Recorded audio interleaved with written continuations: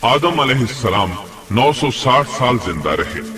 इनकी कुल उम्र तो 1000 साल थी, लेकिन 40 साल कम कर दी गई। सैयदना अबू हुरैरा रज़ी अल्लाहु अन्हु बयान करते हैं कि रसूलुल्लाह सल्लल्लाहु अलैहि वसल्लम ने फरमाया, जब अल्लाह ने आदम अलैहिस्सलाम को पैदा फरमाया तो उनकी पीठ पर हाथ फेरा। इस तरह क़यामत तक जितने इंसान पैदा होने वाले थे उनकी रूहें वजूद में आ गईं। फिर हर इंसान की आंखों के दरमियान एक नूर रखकर आदम अलैहिस्सलाम के सामने पेश किया। उन्होंने पूछा, या अल्लाह, ये कौन है? अल्लाह ने फरमाया, ये तेरी औलाद है। इनमें से एक की पेशानी की चमक आदम अलैहिस्सलाम को बहुत अच्छी लगी। उन्होंने पूछा, या अल्लाह, ये कौन है? जवाब मिला, ये तेरी औलाद में से बहुत दूर जाकर हैं। इनका नाम दाऊद है। पूछा, इनकी उम्र कितनी है? फरमाया, 60 साल। आदम अलैहिस्सलाम कहने लगे, या अल्लाह, 40 साल मेरी उम्र में से इनकी उम्र में शामिल कर दे। इस सिलसिले में दूसरी रिवायत यूं आई है, जब आदम अलैहिस्सलाम की रूह कब्ज करने के लिए फरिश्ता आया तो वो कहने लगे, मेरी उम्र में तो अभी 40 साल बाकी हैं।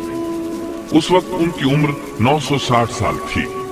अंबिया अपनी उम्र से वाकिफ होते हैं। फरिश्ते ने कहा, क्या आपको याद नहीं, आपने अपनी उम्र के 40 साल अपनी औलाद दाऊद को हिबा कर दिए थे। रसूलुल्लाह सल्लल्लाहु अलैहि वसल्लम ने फरमाया, चूंकि आदम अलैहिस्सलाम ने इनकार किया तो उनकी औलाद भी इनकार की आदी है। आदम अलैहिस्सलाम खुद भूल गए, उनकी औलाद भी भूलती है। आदम अलैहिस्सलाम ने खता की, उनकी औलाद भी खता करती है। हाबील के कत्ल के बाद अल्लाह ताला ने आदम और हव्वा अलैहिस्सलाम को इसका नेमुल बदल अता किया। इसका नाम उन्होंने शीस रखा। शीस का मतलब है अल्लाह का दिया हुआ तोहफा। हाबील के कत्ल पर आदम और हव्वा अलैहिस्सलाम दोनों बहुत गमगीन हुए, इसलिए अल्लाह ने बदले में उन्हें शीस अलैहिस्सलाम अता फरमाए।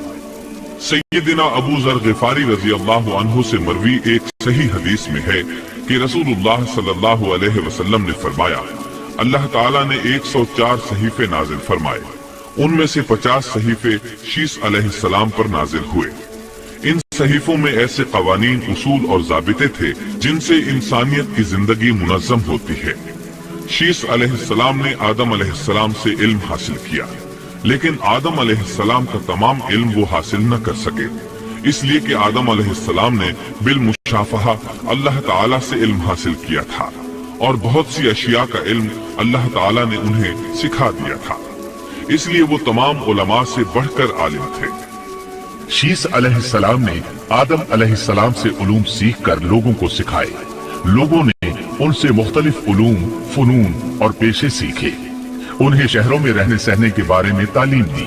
दिन रात के हिसाबात से उन्हें आगाह किया और उन्हें बताया कि किन औकात में वो अल्लाह की इबादत करें और इबादत के तरीके उन्हें सिखाए। अहादीस में इसकी वजाहत मिलती है।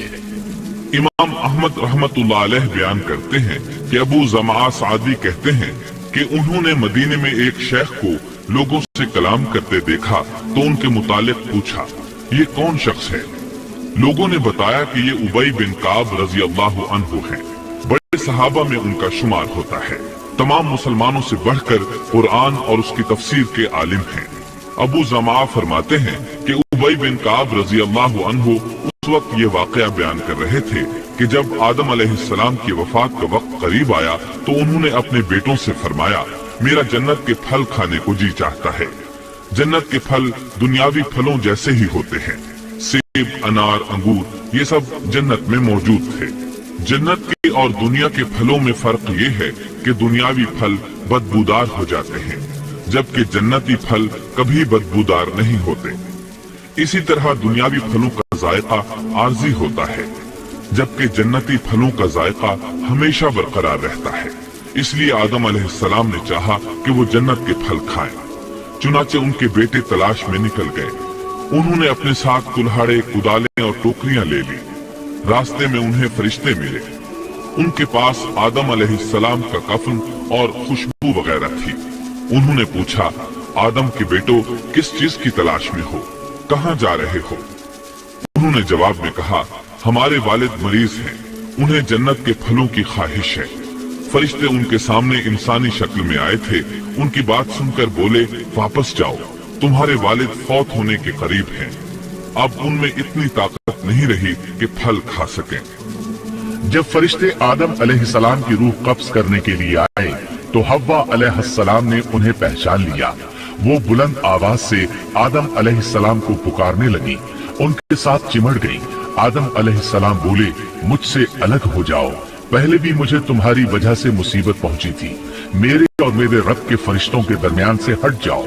फिर फरिश्तों ने आदम अलैहिस्सलाम की रूह कब्ज की, उन्हें गुस्ल दिया, कफन पहनाया, खुशबू लगाई, आपकी कब्र खोदी। फिर उन्होंने आदम अलैहिस्सलाम की नमाज जनाजा अदा की। उसके बाद उन्हें कब्र में उतारा, फिर ऊपर मिट्टी डाल दी और बोले, आदम के बेटो, तुम्हारे लिए यही तरीका है। उस वक्त तक लोग कफन दफन के अहकामात से वाकिफ नहीं थे। उन्हें इल्म न था कि काबिल ने अपने भाई को कैसे दफन किया था। इसलिए फरिश्तों को भेजा गया ताकि तदफीन का तरीका बता दें।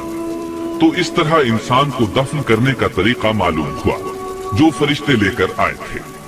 आदम अलैहिस्सलाम ने अपनी 960 साल की मुकम्मल जिंदगी में सिवाय उस दरख्त का फल खाने के और कोई खता नहीं की।